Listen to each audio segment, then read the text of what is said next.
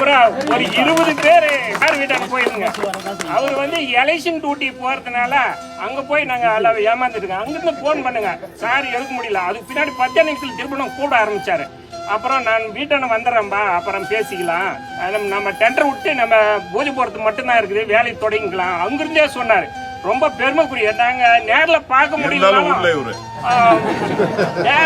முடியலனாலும் போன்ல கூப்பிட்டு சொன்னாரு பாரு, அதே எங்களுக்கு ரெட்ட சந்தோஷம். சொல்ல போனா வீடியோ சார் ப்ரெஷர் பண்ணி நேர்ல அவங்க ஏதோ ஒரு வேலையை வந்திருக்குள்ள சார் வீட்டுக்கு வந்திருக்குள்ள சார் வீடியோ கிட்ட போய் எங்களுக்கு தெரியாது வீடியோ யாருன்னு.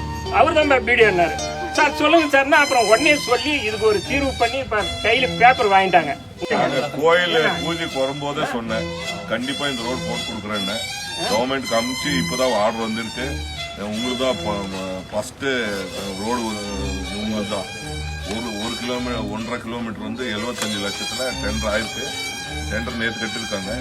இன்னும் ஒரு வாரத்துல உங்களுக்கு ரோடு பூஜை போட்டு ஆரம்பிச்சு.